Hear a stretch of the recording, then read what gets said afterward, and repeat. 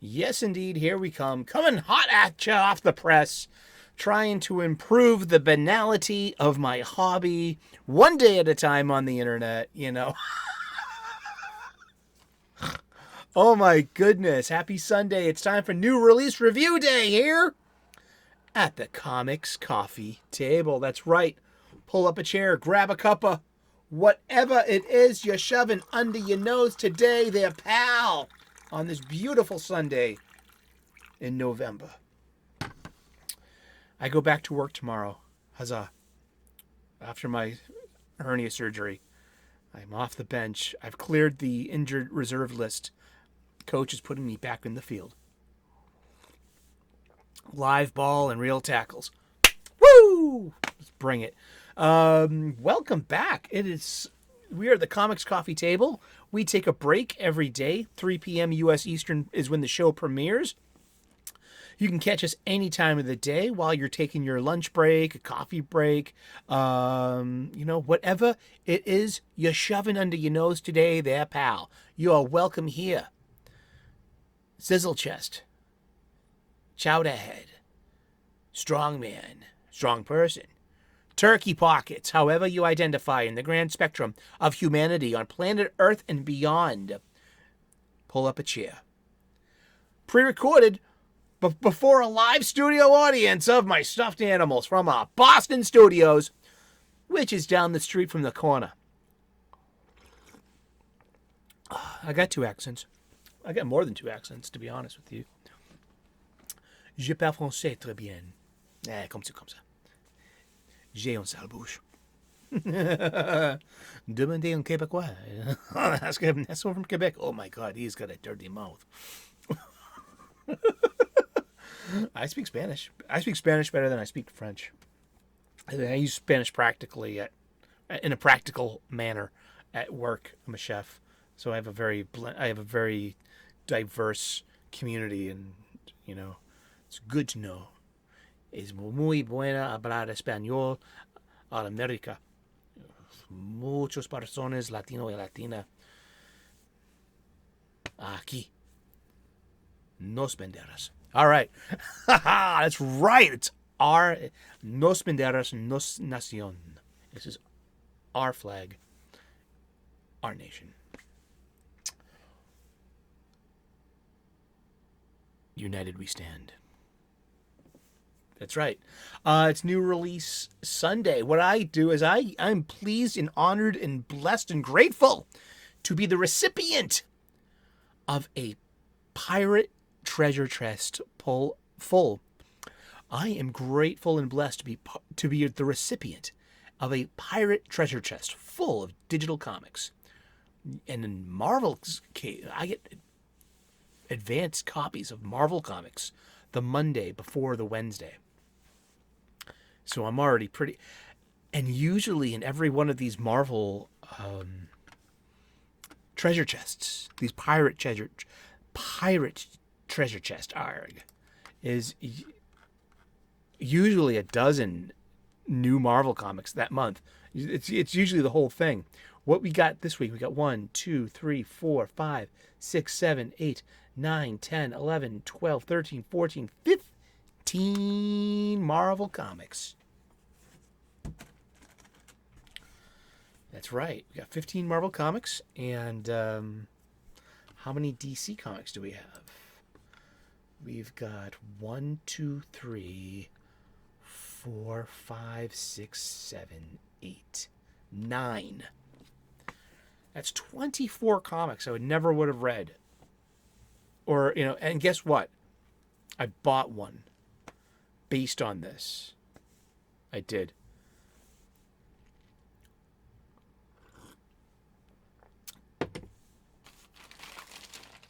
I guess you'd like to know by now. What's in the bag? What's in the bag? Exactly, what's in the bag? We'll find out at the end of the show, because it was a slim week this week. I only got three new releases. One of them's a reprint, and that has its own tale to tell. We'll get to that too. And then I got a used book. something notorious, something from being a teenager in the 80s, has its own story, and we're going to talk about it too. We're going to talk about something problematic, perhaps. We are here for this show. We are here to talk about comic books and art, and we don't shy away from problematic things. We hopefully will come up with solutions as we go, be challenged by questions, and and have the power to have your mind changed too, and have the authenticity to have something questioned. But in the non-confrontational, obtuse internet way, I'm so sick of it. Oh gosh, like Mark Miller made a statement based upon something an ad exec at one of the big twos said to him just a couple of years ago, based on data, based upon their market research, that only like 5% of comics are like 5% of readers are on Twitter. It was one of these things, and one of the comebacks was just like, "Oh, I'd love to see the receipts on this. Like, can you verify this?" Which is a very good way to. That's fair to ask. I'm not saying it's not fair. What I'm thinking though is there's a sneakiness behind it in internet arguments that when did we stop taking a prima facie claim from an authentic, genuine, and valuable source such as Mark Miller? I mean, if he said something at prima facie, at face value, you know what I mean, I will give him the benefit of the doubt. I get nothing. I don't think he's coming off wrong. I'm not quite. I do get the whole, but it's just now and in the people think that arguing on Twitter is a good idea. And it usually boils down to stalling tactics of like authenticate this, hope but it's where did he go? He went that way. So let's start talking about the comic books we read this week. Batman 139. We're gonna save this to the end of the show.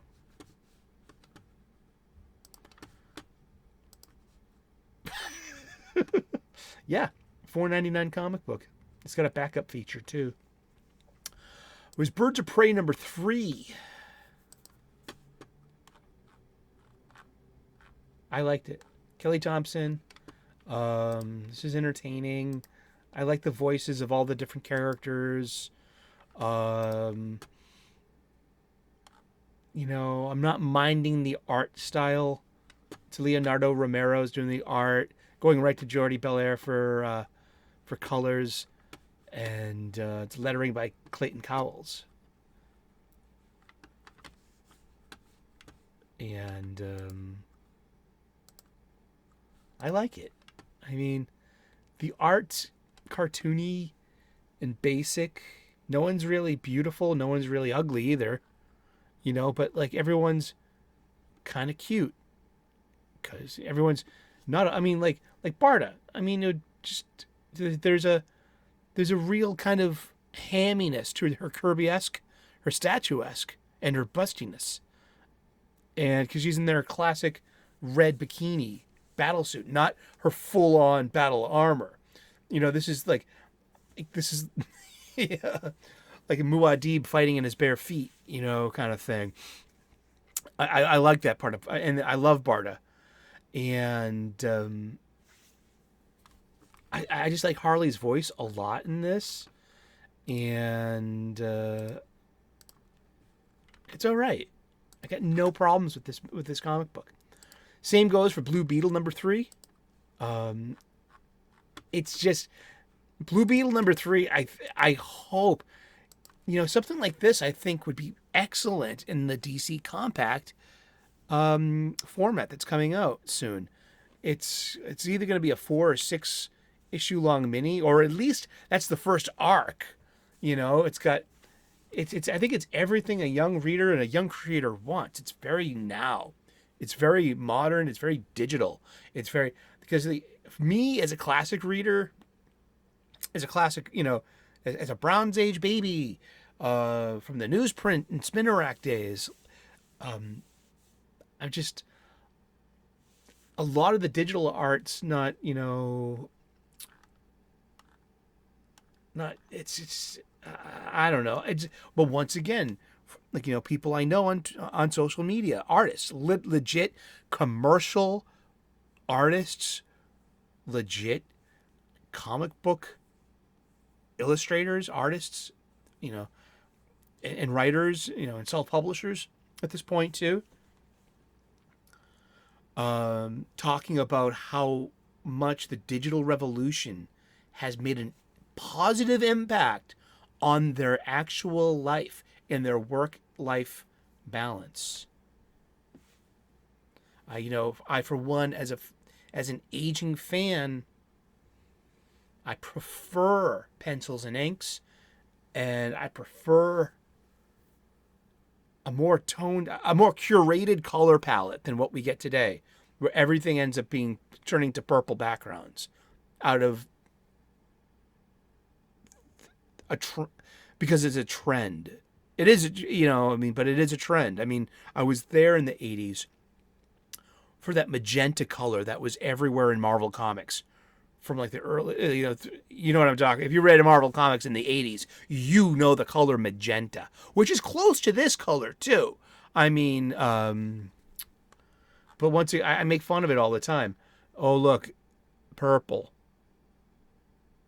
It's the color of equality, everyone. It's purple. Yay. We got purple. But it's Josh Trujillo is the writer. Adrienne Gutierrez is the artist. And Will Quintana is the colorist. Lucas Gattoni is the letterer. And but it's fun. It's readable. I mean, I've never really heard of Josh Trujillo, but he's writing, you know, a decent DC comic book. And Jaime Reyes is a young person. And it's throwing a lot at you, but it's giving you the expository language you need to follow along. That's going to inform you on the way in. So as superhero comic books go, I like that. I mean, when did Madame Xanadu get her eyesight back? I mean, I'm not saying there's anything wrong with it, but you know, jeez. But she's the tarot card reader, and we have and you have Intergalactic Antics because that's on brand for Blue Beetle. But going with like the recent movie as well too, it's like I don't know, just blue. This is. I think this would be a wonderful comic to give to a kid. Yeah, why not? I would totally. I would. Same here for this one too. It was wonderfully interesting. And like all three of these are issues number 3, and they were, you know, so maybe they're going to be in that phase 2 of the compact edition, because this is, I mean, Fire and Ice, Welcome to Smallville, number 3. A completely harmless superhero comic book. It's totally it's girl power. It's totally girls, totally outrageous. You know, the GTOs. These are girls, totally outrageous, dude. You wouldn't know the GTOs from a GTA, dude. That one's for you, Pamela DeBar. To groupies and rock stars. I talk about comic book rock stars. We had comic book rock stars. Look what you did to them. Internet, look what you did to our comic book rock stars. Oh, Whisper Networks. Now we ask questions, and where are the comic book rock stars? They're afraid to be rock stars. Plus, I think it's a flawed allegory too. I don't see rock star as being an appropriate kind of, I see it like as a baseball team, as pitchers. Yeah, you're all in the same team. You were in the same uniform. We all have the same goal. But each one of you individual starting pitchers have innings in you, and you have your individual style, and you know how to play the game. You know what to do when there's a runner on second. Hopefully, you have your ace and your starters, and then you have your backups. I think baseball is a wonderful metaphor, especially for the comic book biz. But we don't need rock stars in comic books. We need better starting pitchers. But back to Fire and Ice. I love Fire and Ice. I'm a huge Keith Giffen, J.M. Mateus, and Kevin McGuire fan of that Bwahaha days. That was high school. That was middle school and high school for me. And I don't see that they're doing anything inauthentic with the character voices. But it has Ambush Bug as one of the main characters. How seriously can you take this book? I think this book could be criticism proof because it's so vapid, and it's harmless. It's safe as milk. And we're talking about a superhero story where you need stakes to make tension, and this is a very good example of perhaps the splendor in our gender differences. This was not made for me, but hopefully there's a young lady out there that really loves it. I find the art to be okay. It's perfectly serviceable. I like the colors. The colors really pop. And we're not really relying on purple all the time in this, which pleases me. We got Joker, the Man Who Stopped Laughing by Matthew Rosenberg. And I gotta say, I skimmed over it. I mean, the art's beautiful, though. I mean, it really is. Carmine Giandomenico is the artist. And the colors are pretty solid, too. And remember, you're always going to have purple in a Joker comic because that's his color. He wears purple and green. Those are the iconic color combinations. So, I'm trying to see if but it has these whole panel. Well, that's part of the voice, I guess. What Rosenberg's going after. It's like those. It's that cinematic quality where you have the title card, it's called a segue. You're going into a new scene and you have a location shot, and then you're given the information where you are in large text letters, for about 2 seconds on the screen. Boom, Boston, and so it establishes, it just informs and informs you and goes for very quickly. So it's got that same kind of thing to it. Sure, I read Superman 78 by Robert Venditti. I really like this, to be honest with you. It's called Superman the Metal Curtain. It's called Superman 78 the Metal Curtain. It's a follow-up. There was a Superman 78 non-canonical, kind of takes place, or does it take place? Does it even matter? Come on, tell me in the chat, tell me in the comment section about something such as Superman 78. Does it challenge continuity? Because it's built upon, this is the Margot Kidder Lois Lane. This is the Christopher Reeve Superman and Clark. And it's great because Lois doesn't know that Clark is Superman yet. And that's always it's a really fun era of Superman. And I know that my Adventures with Superman, this was this animated, I think it was a Korean animated Superman tale that just came out recently too. It had this modern problems with Lois figuring out, Clark is Superman, and then giving him a rash of shit for it or something like that. I don't know. I'm not watching this stuff. Are you? But I really like this. Robert Venditti, once again, hitting the nail on the head. Tu testes en el clavo, Senor Venditti. As I said before in previous episodes, that if there's another Crisis coming from DC Comics, I give it to Robert Venditti, please. Let's see what he can do with the Crisis. I love Crisis stories, as you know. Really.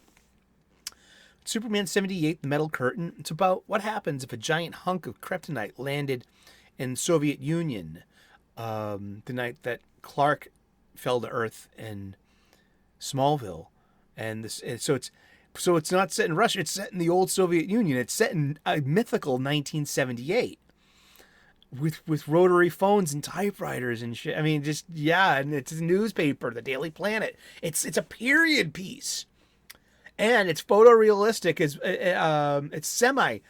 It's nigh photorealistic to it's because it's not as fine lines, but that's most definitely Margot Kidder. That's most definitely Christopher Reeve. It's most definitely likeness rights, and it's really good. This is one of 6. It's yeah, I really enjoyed that. Shazam number 5, perfectly serviceable, fun, good, great art. Dan Moore smashing it. Love Mary Marvel. I'm just once again glad I put it down. It's this would be great. Once again, this would be really good in the DC compact version as well, I think. Phase 2, phase 3 for new readers with new artists, new stories, and something I'm really adamant, something Scholastic would want to sell. And here I am, talking about like local comic book shops or LCS, being the place where you should buy, but that's just like those are local bookstores for a very curated clientele. I'll tell everyone to go to a local comic book shop. But how do kids get physical copies of books? Scholastic. Yeah. In libraries. And Shazam could be part of that. It could be part of that torch passing. But I'm all the same. I'm glad I put it down. It's beautiful, but it's a lot of wheel spinning for me, and that's not putting down Mr. Wade's story at all. It's perfectly fine. I'm just like I want to be reading something else, and that's something else. Actually, we're going to end the DC part with 2 unexpected likes. One is Poison Ivy number 16, written by G. Willow Wilson. I've been reading. This has been ending up in my pirate chest for a couple of months now. So this is maybe the 3rd or 4th issue of G. Willow Wilson's Poison Ivy I've read. I'd never read any G. Willow Wilson before, really. I really enjoyed the heck out of this issue. The art, the narrative voice, it's the bit of whimsy to it, but also how it connects Poison Ivy to the mythic The Green, capital T, capital G. Is it that T? Is that T? That's Q, G. I need to relearn ASL. But it's creepy. This is a really good horror story, and it's a really good part 1 to a new arc, and it's a good stepping on spot for a new reader. I think this. I'm really impressed with this issue. You could totally, if I guess you can come into it cold, but it would be best if you're a little bit lukewarm on Swamp Thing or Floronic Man, and concepts such as the red, the rot, and the green. And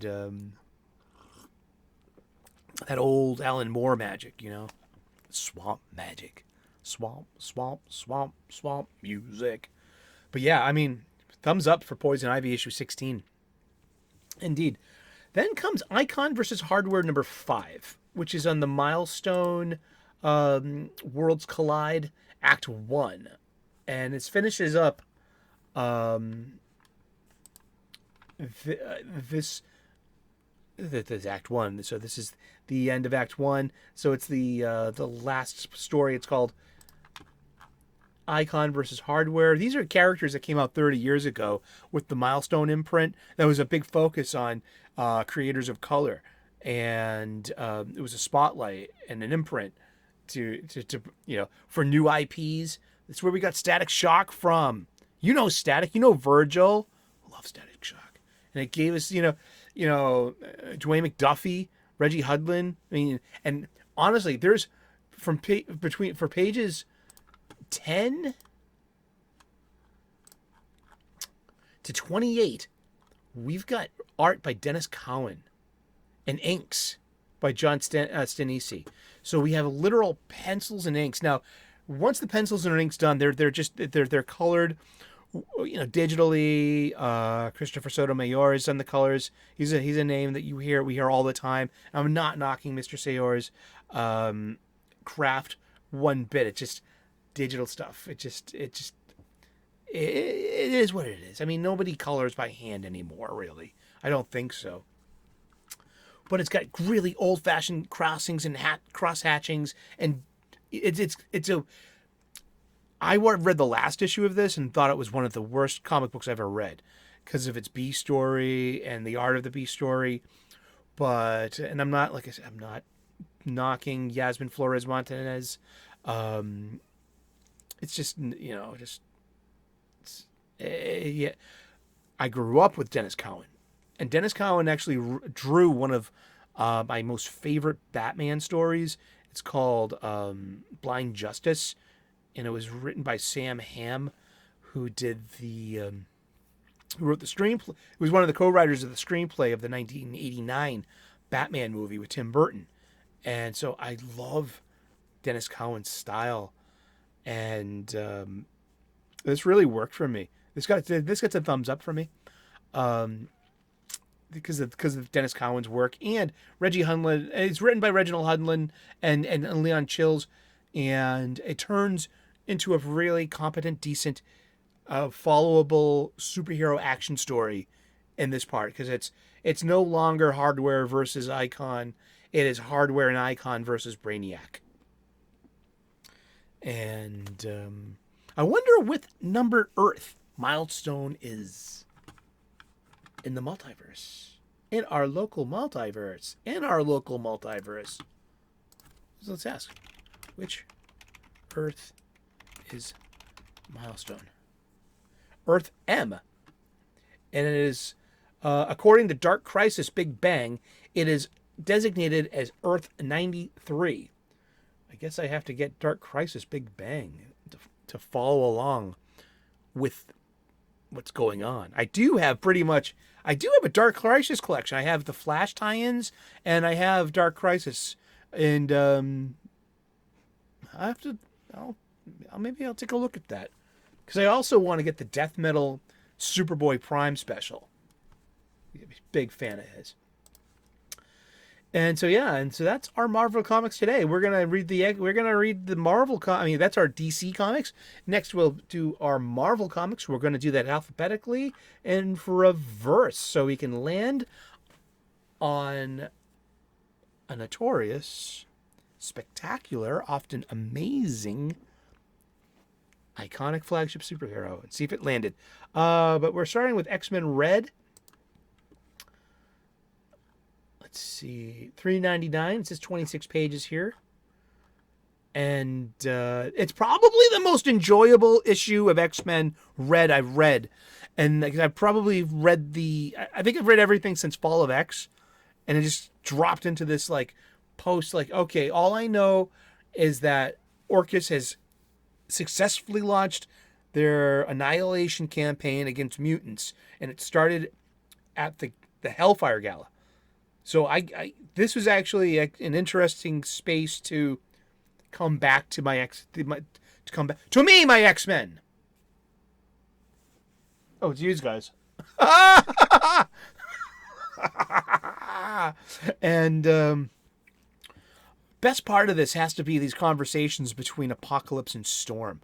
Storm is literally my favorite X-Men,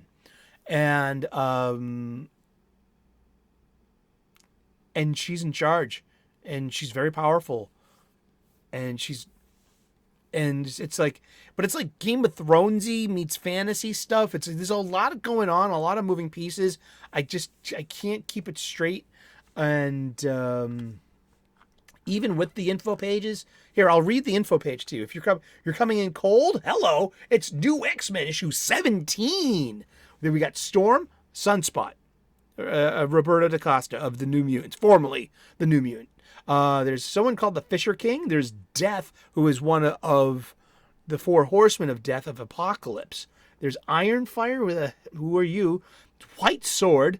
Now there's Nova, but I don't remember which Nova that is. Then it's Genesis, and I forgot who the hell Genesis was because I wasn't reading X-Men during Second Coming. I don't give a shit about which Summers. He's one of the Summers brothers. I don't even know his name. But then so I've checked out during Summers. Is it Christopher Summers? I have no idea. Is it the father? I have no idea. I should know that. There was the third Summers brother out there, and he's very, very powerful. His name's Genesis, and he's very irate and angry, and that's his thing. Let's see. You have Sobunar of the Depths, Sunfire, the Japanese hero, and then Vulcan. No, Vulcan is which one's? No, Vulcan is Scott Summers' little brother, Scott. And okay, yeah, I got that. No, Genesis is someone else. Who's Genesis then? See, I don't know, and they don't spend much time, But we'll say Genesis, disgusted with new Iraqi acceptance of a peaceful way of life, has used the power of the Annihilation Staff to lead the army of the 100, Amenth, and the Four Horsemen in a war against Storm and her band of rebels over the fate of Araco, which is Krakoa's mate, and they live on Mars, and they've terraformed Mars. So Mars is for mutants.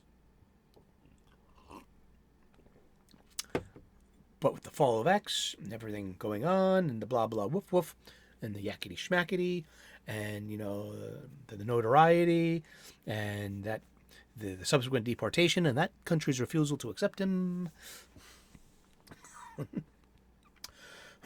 Death defected and killed his sister Pestilence when she attempted to interfere with his fight with Storm by targeting her with a poisoned arrow. Nova leapt in front of the projectile, becoming stricken with the deadly disease.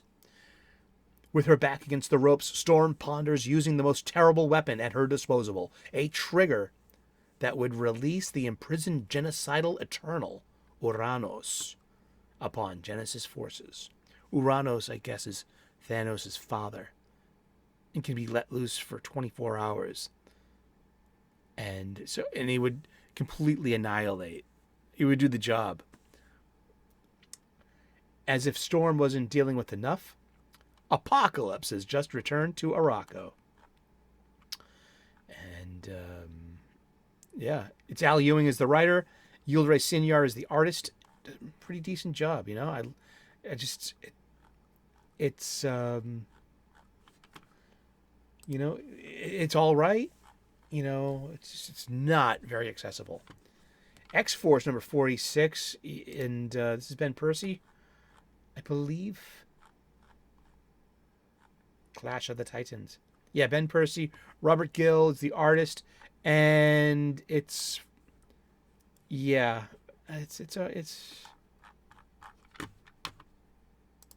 I read that. Yeah.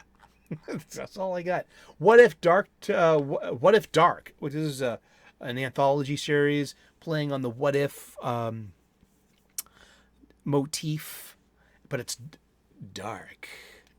If the what if is if things took a dark path, a macabre kind of unexpected thing. Yes, I'm checking my teeth.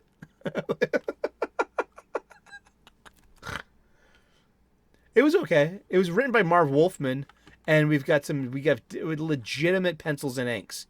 So we inked by Scott Hanna, too, and but it's just so. I mean, I sound like a broken record.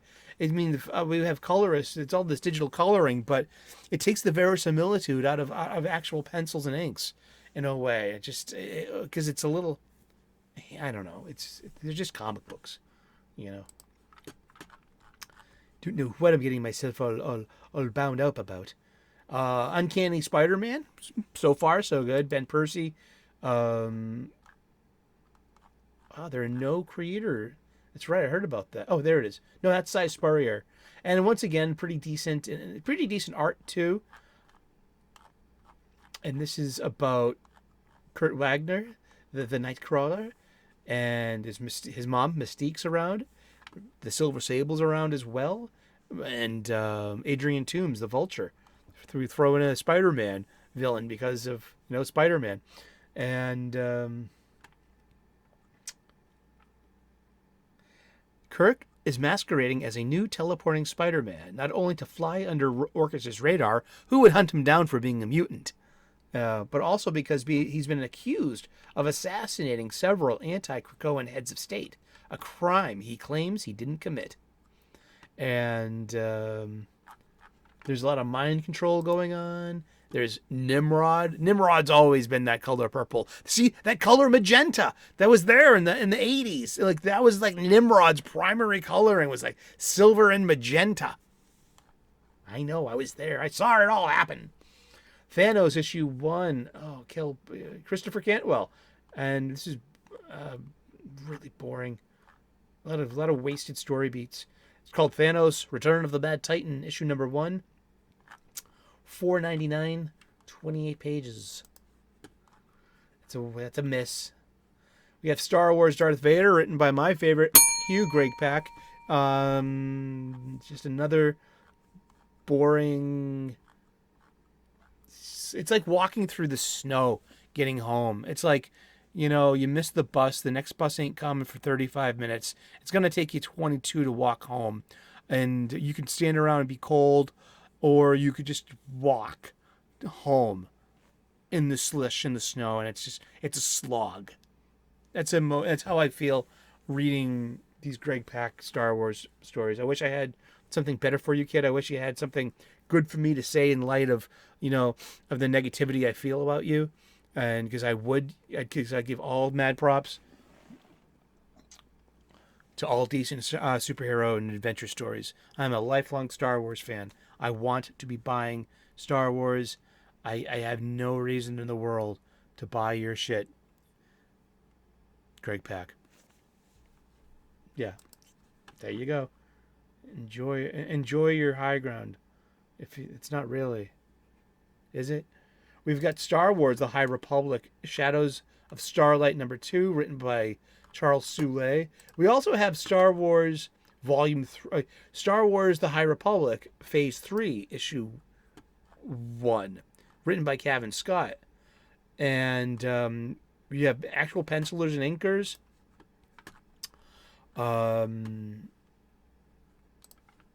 And actually serviceable, followable Star Wars stories as well.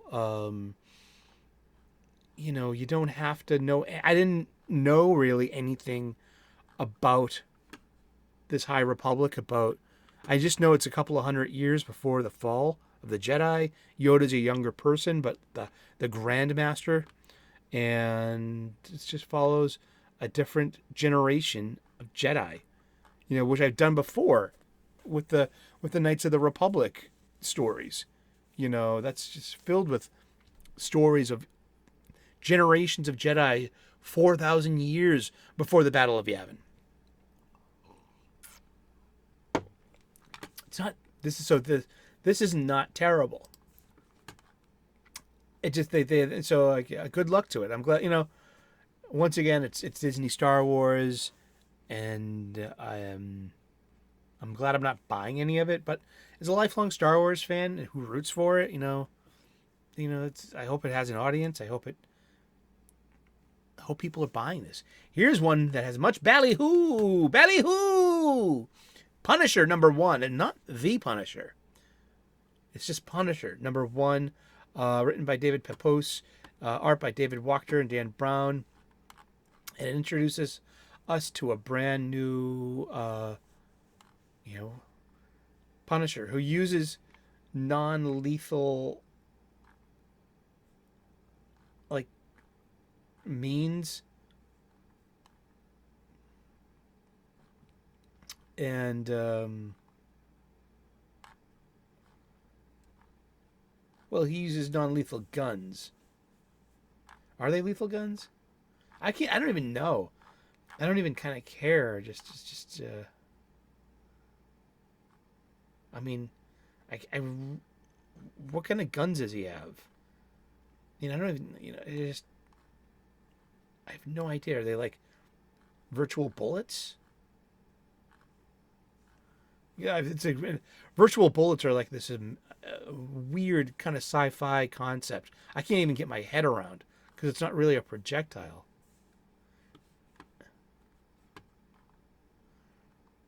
But he's an agent of S.H.I.E.L.D. And so it's Alonzi, yeah. Marvel's Unleashed #4, wrapping this up. A 4-issue limited. Now, issue #3 kind of bored me, but it's written by Kyle Starks and art by Jesus Hervas.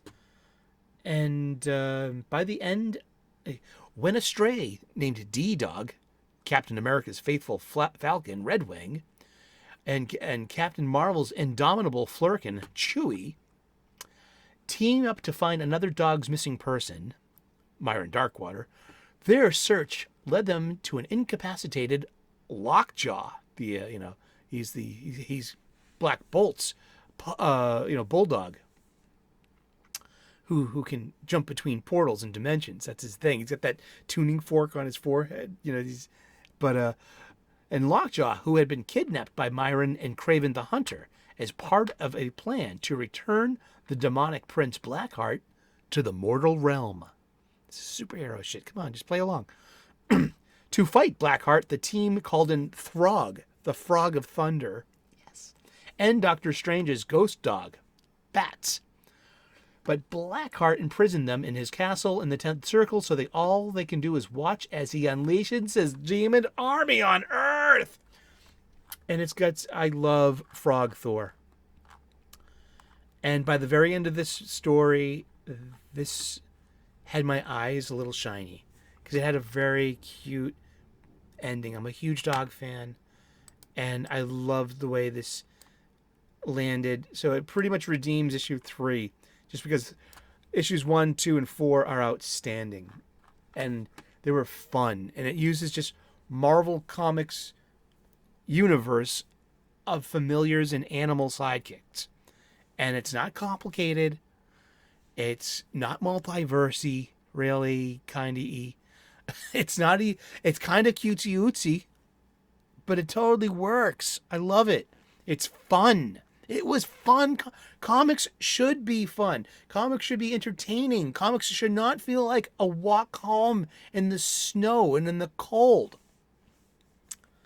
Imagine that. A mile and a quarter walk. 25 minutes. It's cold out.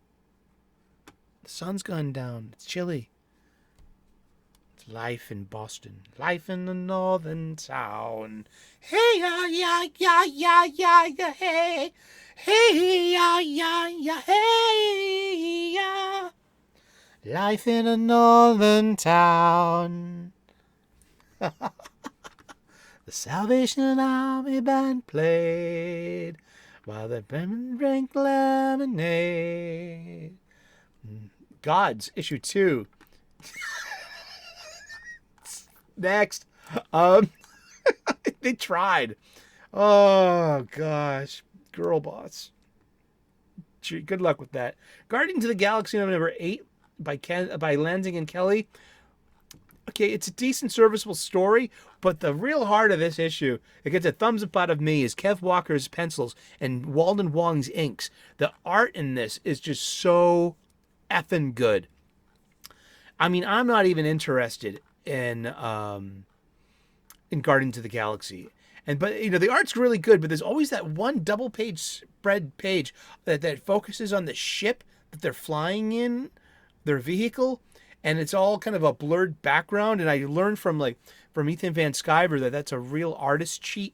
That it's just because you're counting on the digital inker and the colorist to do that background for you. So it's like it's the ship in hyperspace, but it takes up 2 pages, and it's a Groot ship It's a group made a version of the Benatar. Is that the name of the ship? I am so not tuned in to Guardians of the Galaxy, but this is it's a completely fun issue of something.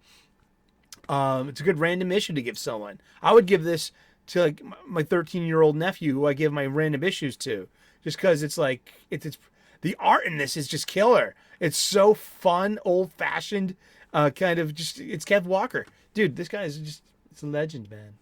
Who's Kev Walker? Yeah, if you have to know. If you have to ask. Hey, your menu has no prices on it. Oh, well.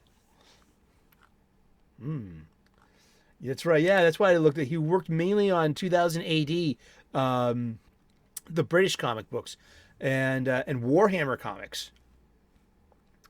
He also did collectible Magic the Gathering cards. He began working in 1987 on Future Shocks in 2000 AD. These are the things I read. Tower Records. We're getting to there too, to Tower Records too. This is going to be a good kind of like a good way to remind ourselves that we're going to a place called the 1980s, and we're going to end there. I know, with a very controversial, provocative, and potentially problematic bande dessinée, a European comic.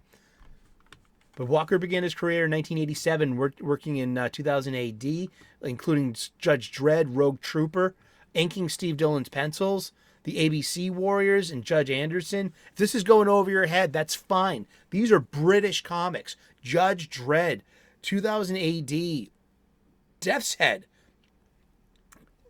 Action Force, Transformers UK. I read a bunch of these British comic books, and I just said, I know Kev Walker's stuff. And so to see his work in this issue, it pleases me greatly, because it's traditional superhero storytelling, pacing, great panels, great kind of camera work, great pencils, great inking. Guardians of the Galaxy #8. See, for me, it's like I can be really forgiving of a story if the art is tip top. Speaking of, this is this one couldn't come to an end quick enough. It was Annie Nesenti's Captain Marvel: Dark Tempest. Finishes up. Color purple is everywhere. It's just, this is one of those. This is a Panderverse comic. And this is where it's the South Park wisdom comes into effect of Panderverse, and that the color of the Panderstone itself is that purple pink color, and it shines its light everywhere. And this should be called Panderverse the comic. I'm kidding, but actually Annie Nesenti writes a very good Carol Danvers. She's very likable. She's herself in the modern way, but she's also herself in that Bronze Age way too, as well, which I really appreciate, and I really dig. The art's okay. It's just, we have Nitro going boom and being, but it's a lot of the color purple, and it's this is a Panderverse book, and it wasn't made for me. And I hope whoever this is made for shows up and buys it, and I hope they like it. And maybe they're turned on to Annie Nesenti, and they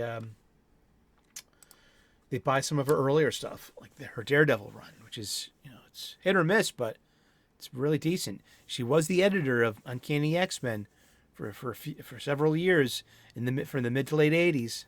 So, I mean,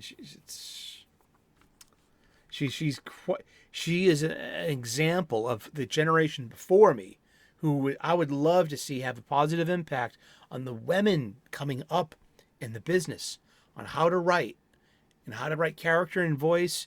And you can smuggle anything you want in any way you feel into story. You just got to wrap it up tightly with a bow and a good, solid, entertaining, satisfying story. And Nesenti does that here as well. It's just all the purple and and it's just a little bit. I mean, there are so many things about it I like. I'll tell you that much. It's not horrible. I bought the first issue. I got the Perez variant cover, which made me happy. And that was a comic I kicked over to my 13-year-old nephew. And I felt good doing that. And I hope and I think he liked it. Just to, hey, it's a funny book to read in the car on the way home, and which is cool. Black Panther #6 by Eve Ewing. The art is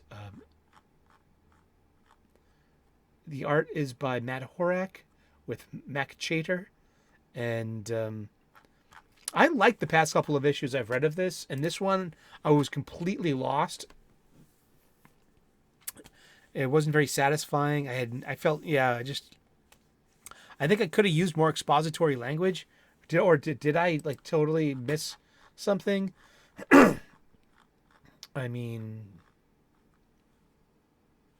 there is an info bomb on the credits page,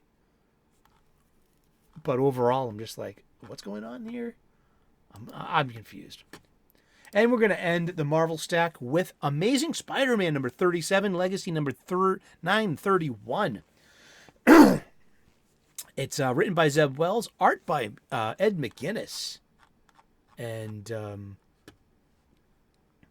there's Mark Farmer, Wade Von Grawbagger, and Ed McGuinness himself to the inks.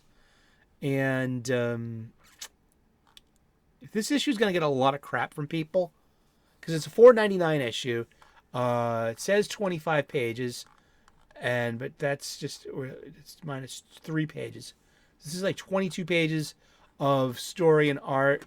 Well, actually, let's do this math again because I think we got 2 pages of letter pages. So we got -1, -2, -3.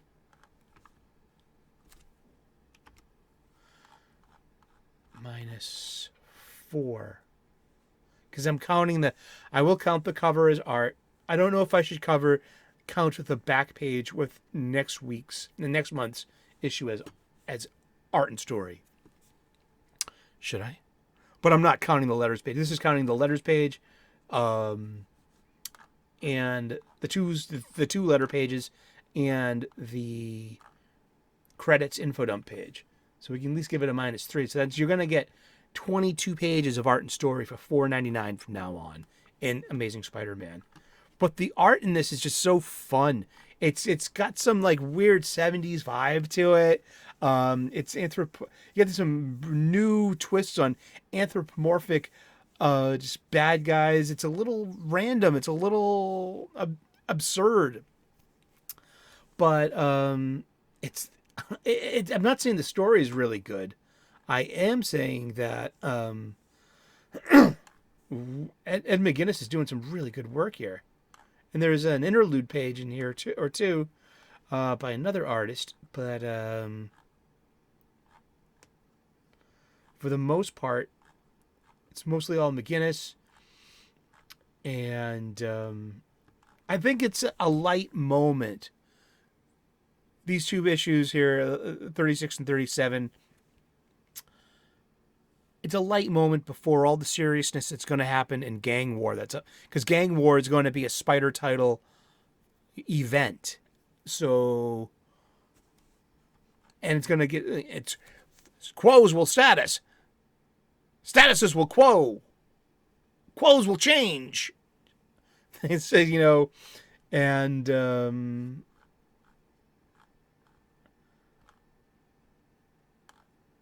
we have a mysterious adversary against Peter here, but I just think it's a little probably levity before all the seriousness of it, and it's gotten some heat, and that's that. So let's come back to what's in the bag. What did I actually buy this week? See, my ubiquitous brown paper bag that I get at the comic book shop. See the little stains on there? That's from the public house. I go to my pub after comic books.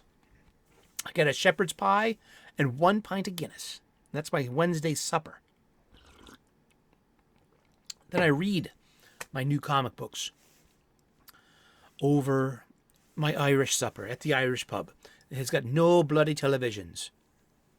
Really, to play Irish music. I know the bartender, my Wednesday bartender, Harry. I bought him an issue of Transformers #1 last month as part of his tip, because he's always like, if it's quiet in there, he'll come over and like, what you got this week there, Eric? And I'm like, oh, here you go, Harry. Blah blah blah blah blah. And he's really enjoying that. And it's around the corner from my local comic book shop in the Village Square. So he's going there now too. He's into Invincible, the Robert Kirkman cartoon on Amazon Prime. So now he's going to the local comic book shop to get trade paperbacks of the original Robert Kirkman Image series. He had an omnibus in his hand. He was like, "Oh, this is too much. Like it's a big book." And I was like, "Exactly. They're kind of uncomfortable to read. You want a trade paperback." Exactly. It has to be convenient, and that has to be readable. You know, omnibuy are nice, but I am no longer omnibuy curious. My Kirby omnibus, it's literally 9.6 pounds. You can't read that in bed. You can't read that on the T, on public transportation. You could, but that's a commitment. I read it once on my lap, in intervals. What's in the bag? All right, let's see what's in the bag this week. Told you we'd get here. We got Batman #139.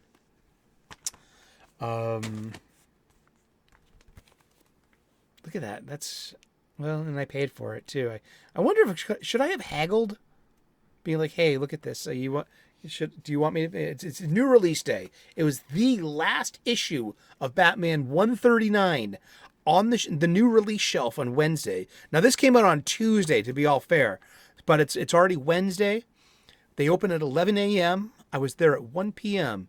So it's the traditional new release day. They've been open for 2 hours. And here I am grabbing the last copy of Batman 139 off the shelf. And I know I've talked to the owner about it. He covers his pull list, and he only gets a few for the shelf. Nothing more. He doesn't want to get stuck with a bunch of unsellable books. He can always go back and get some later on for the shelf. But I think it's amazing that there are no copies for the Saturday. Shouldn't there be a rush on Saturday and Sunday? Wouldn't you want to have a few issues of Batman to offer? But also, you live and learn and you get burned. You don't want to get stuck with something that's going to clutter up your shelves, literally. Written by Chip Zdarsky, who gets a lot of crap for this. This is Enter into Mind Bomb, the post-Gotham War storyline, where it's going.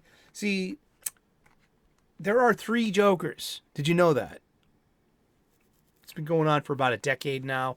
It happened in Scott Snyder's Justice League when Batman sat on the Mobius chair.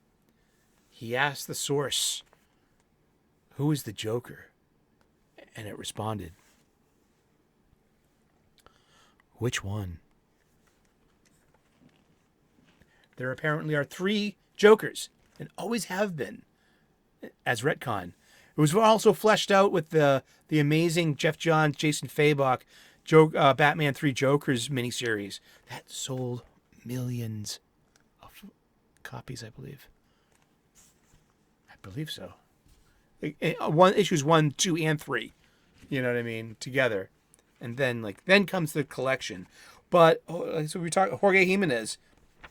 Wonderful art. We were talking about Superman 78 before. Now, this is Batman 89, which is using written by Sam Hamm. Interesting. Art by Joe Quinones. Wow.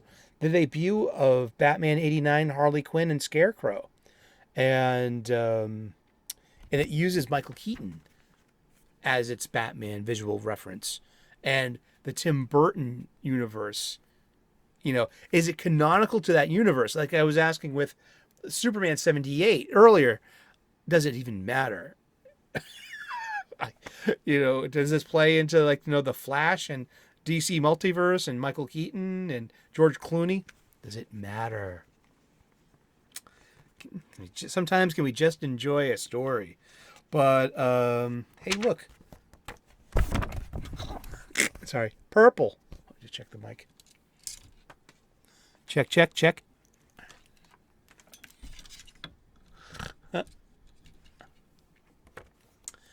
It's Ruby and the Justice Leagueies and the cutesy ootsies wootsies. It's the cutesy ootsies war! Yay! Oh gosh, can I be so mean? Can you be so mean? But this is really good because Batman has an internal programming called the Batman of Zur-En-Arrh. That purple, orange, yellow thing. It comes from the Silver Age. And then it was revisited by Grant Morrison in the mid-aughts, leading up to his Final Crisis. Grant Morrison was on Batman for a few years. It's magnificent, terpsichoreally, psychedelic, brazenly Grant. Really interesting shit. But he brought back the modern iteration of Batman of Zur-En-Arrh. What is that? What would happen if Bruce Wayne fails? If Bruce Wayne programmed himself with a backup personality for Batman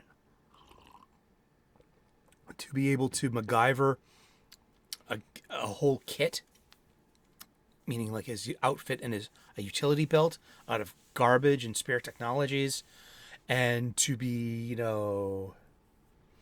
a bit more extra, as we like to say, turn to 11, and potentially crazy, a bit more Batman without the restraint or the lens of Bruce Wayne to hold back, in a way.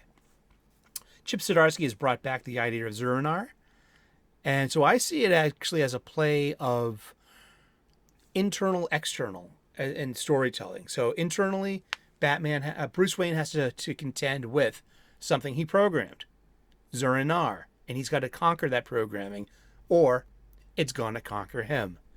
Externally, Bruce Wayne has programmed something called failsafe, which he has to conquer, or it's going to conquer him. So here's your A and your B, your external and your internal, conundrums of Bruce Wayne himself, and to regain back its full stature as Batman, and perhaps even the Bat family that's a bit splintered and broken right now. Who knows? But it ends up with one of the three Jokers coming back into Batman's life and bringing out the Zur-En-Arrh in Batman. So it's kind of going to be like Joker versus Zur-En-Arrh. And failsafe is still out there somewhere.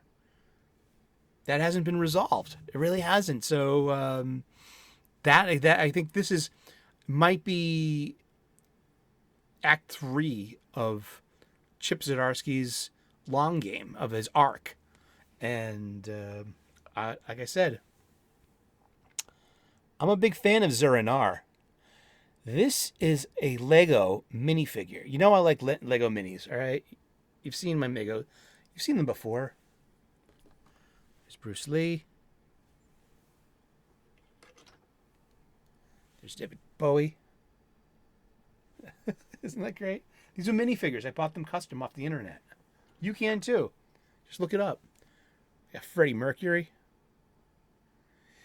Whoa! We've got The Good, the Bad, and the Ugly.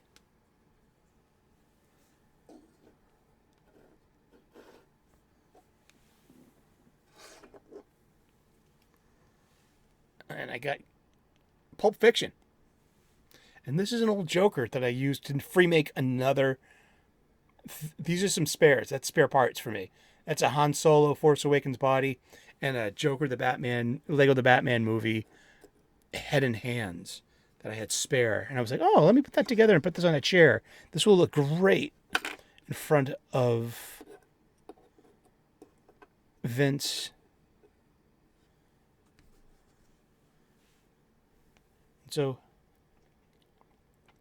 this is my free make of the Batman Azur. It was for my I have a Batmobile, a Lego Batcave. It's the Lego Batcave 1966 version, and I made this for the memorial section. I also made a Jason Todd Robin memorial from a spare Robin that I had. Yeah, totally. I got a giant penny, a green T-Rex, a giant Joker card, which was actually a playing card, which is great because it was in scale. It kept to the scale, so there's your giant Joker card. I just got an authentic, old-fashioned Joker card. But yeah, this is my Lego mini of the Batman Azur. So I love Zur-En-Arrh as a character. I don't have problems with that. And maybe I see where Zdarsky might be going into how to wrap up the story. It's Bruce Wayne needs to conquer his pre-programmed reflexes and become more of an infinite choice maker. That's what spirituality begs of me as well.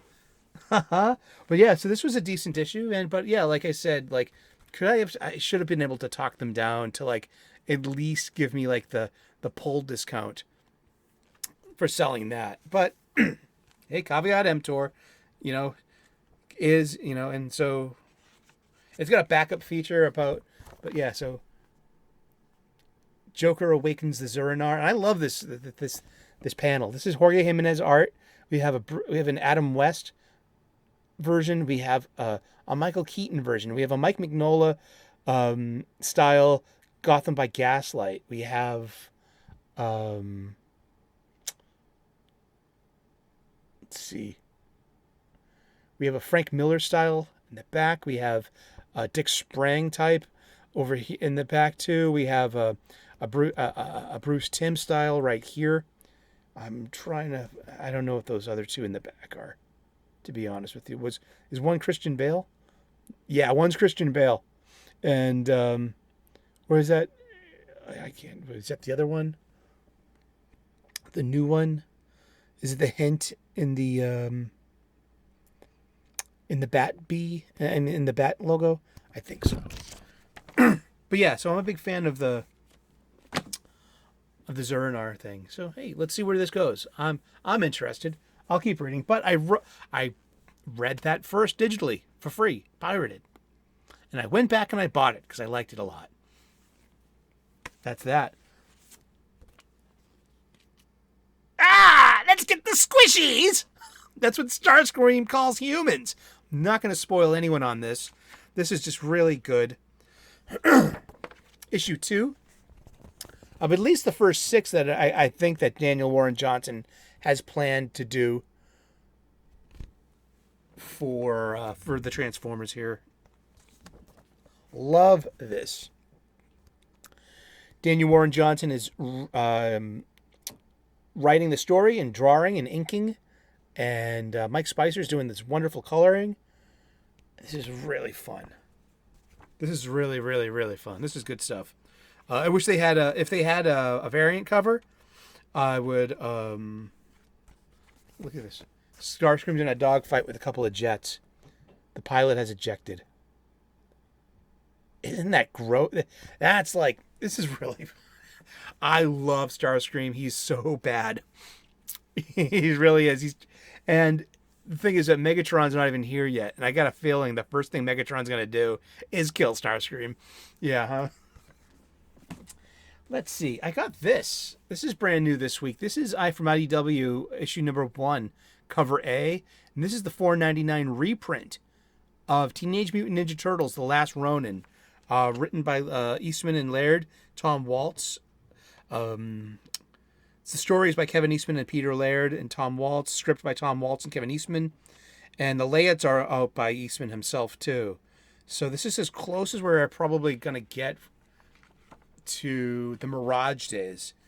And it's this the identity of the last turtle should be unknown to you.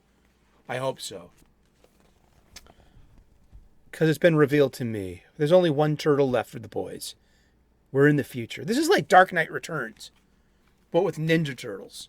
And this is one of IDW's most successful titles in a long time, too. You know, helping keeping them afloat as a publisher. So, and good use of it. No mention of... It doesn't seem to have any mention of the IDW continuity. I'm not sure. We'll find out more later. But I'm finally tuning into this, and I will get the next issue. And it's a little oversized, too. It's a little bigger. So it's reprint. I mean, like, yeah. Isn't that cool? And speaking of oversized comics, I have something. We started talking about Kev Walker, 2000 AD, British comics. Now, I had access to international comics as a teenager, either in Harvard Square, Tower, there was a Tower Records there, and Million Year Picnic, which had an adult section as well. Bande dessinées, European erotica, and also hentai-style manga. These are just parts and parcels of the comics, and there are more examples of bad examples than there are classier, appropriate, mature erotica. Or it seems that perhaps maybe the bad examples get all the attention and all the wavelength, while otherwise benign stuff with more farcical situations, yet all the same showing what could be known as pornographic acts. So,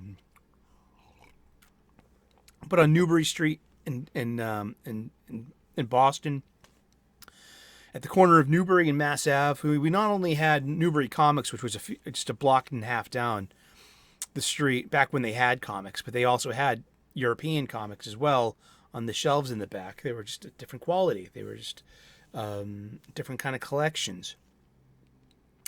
And at the corner of Mass Ave and Tremont was the big Tower Records. It was like 5 floors tall. You had rock and you had rock and roll on one and pop music on one level. You had like classical music like on the 3rd floor, and eventually you had like this compact disc section on the top floor, because everything else was still like vinyl albums and cassettes.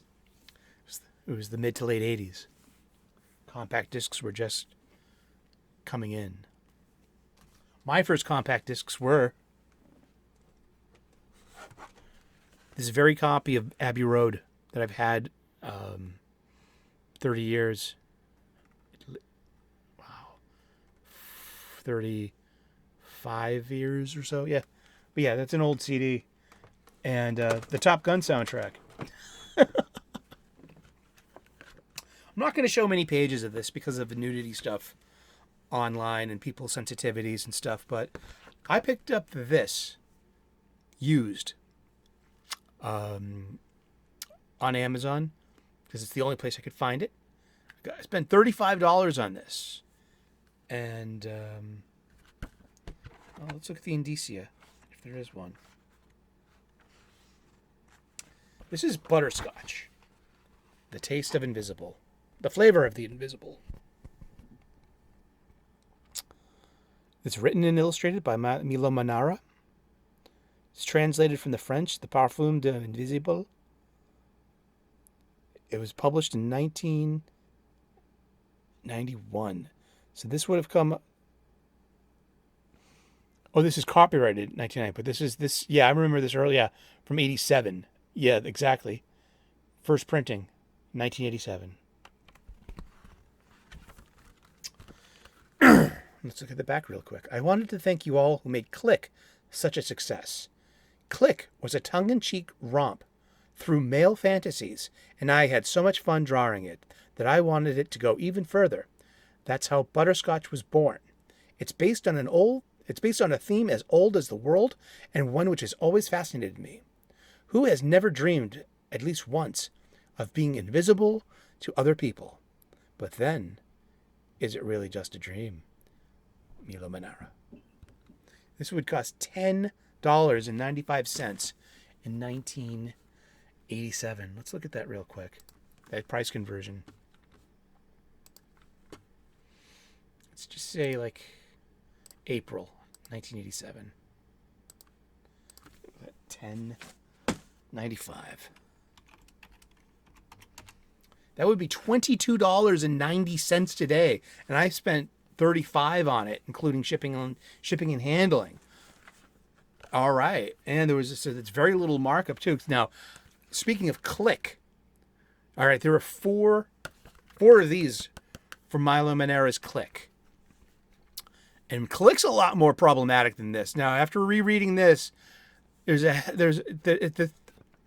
is no violation of consent between our female lead and our Invisible Man.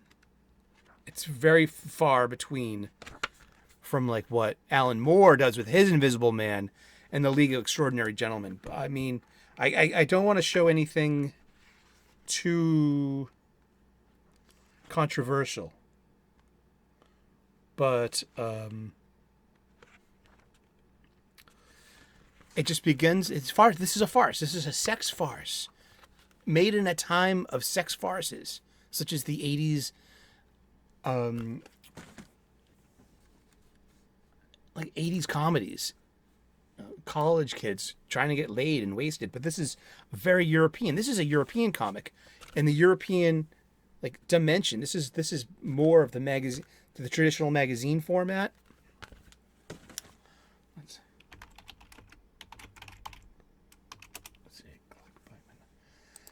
I'll read for you the wiki. Okay, Click is a series of erotic Italian comic books written and illustrated by comic book creator Milo Manara. Who's Milo Manara? He was born in 1945. He's from Italy, and he's 78 years old.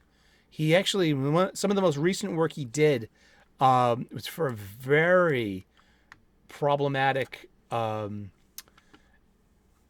X-Men comic book written by Chris Claremont. And in 2013, he did a low variant print cover of Marvel Comics, that famous one of Spider-Woman's butt. You know what I mean? That's just, if you know what I'm talking about. That was in, yeah, but he did X-Women. It was reprinted by Marvel Comics in April. So Manara penciled an X-Men project written by Chris Claremont for Marvel Comics called X-Men Ragazze in Fuga.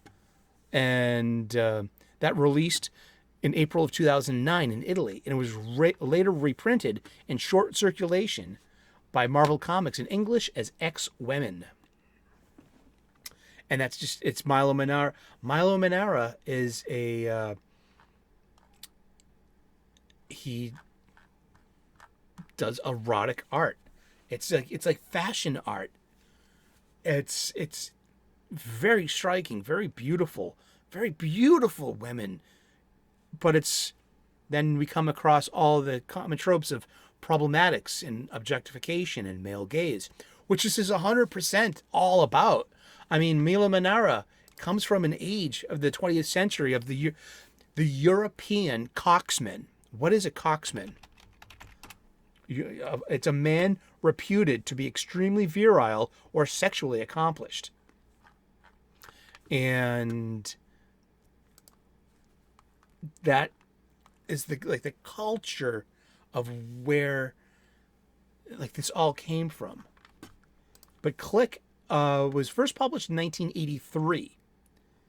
And 3 sequels have followed in 1991, 1994, and 2001. And the first volume features an attractive but passionless woman, Miss Claudia, who is married to an older rich man. After she is abducted by a scientist and a remote control device is surgically implanted in her brain, its activation makes her become sexually insatiable. The sequel follows roughly through a similar story. The 3 sequels follow through a similar story. So it's kind of like this male fantasy of your frigid wife.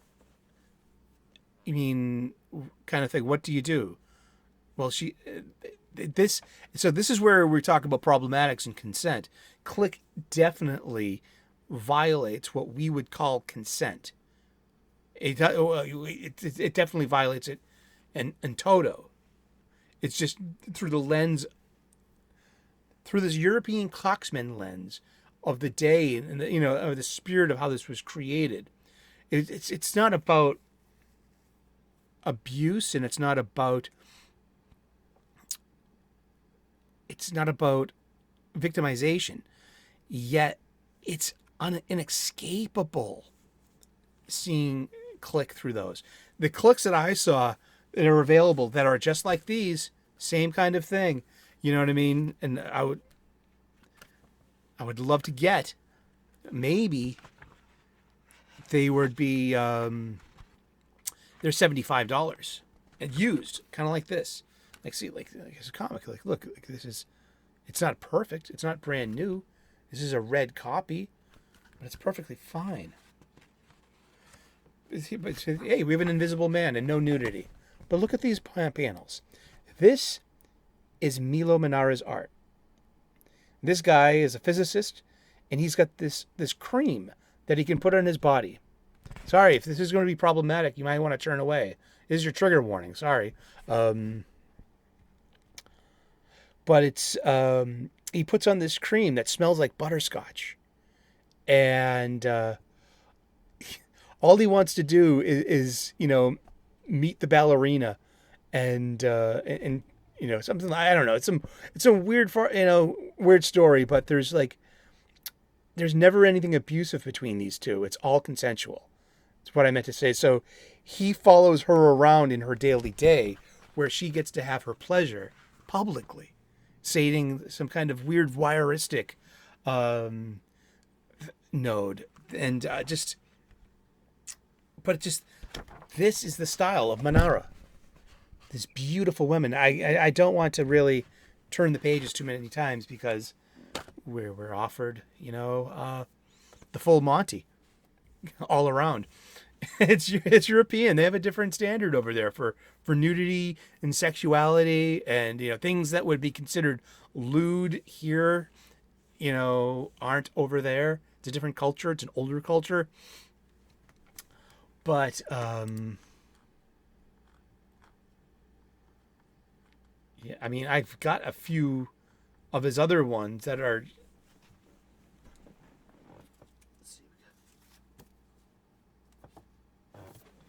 I mean, I got Pandora's Eyes and The Paper Man. As you can see, it's like, yeah, this is the format. That's how big it is. These are the European comics. This is what Marvel original graphic novels were trying to replicate in the early 80s, that size, that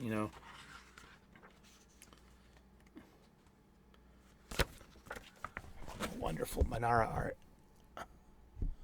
set in the Old West, but the style and just sequential panels, wonderful art. But this is adult content. This is made for mature audiences. And in the 80s, I was a teenager, and I shouldn't have been looking at this. I saw a lot of stuff like this. They had, so at Tower Records, they had international stuff. They had 2000 AD. They had Death's Head. They had, Death's Head, Action Force, and Transformers UK were sometimes, I think, all in the same Marvel UK book. And then they had Manara as well.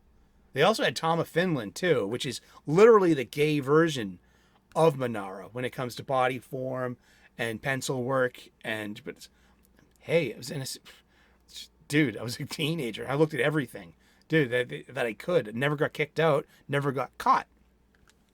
Keep it on the low, and then put it File it as a deposit into the great spank bank of puberty. But I mean, I'm a big fan of Manara. I'd love to see someone like Mark Miller interview him on his show. We gotta wrap this up, but that's the new comics that we got this week. We got Transformers #2. We got Batman 139, Legacy number 904, and we got the Last Ronin reprint #1. And I was reunited with an old flame. Indeed. Thank you so very much. Please like and subscribe. We'd love to earn your subscription. We talk about comic books daily, and on Sundays we cover new release reviews. So thank you so very much. Please click on those notifications, ring that bell, and God bless, namaste, good luck, and we will see you again in those funny pages. Bye. Oh, bye-bye. Don't be rude, Pika.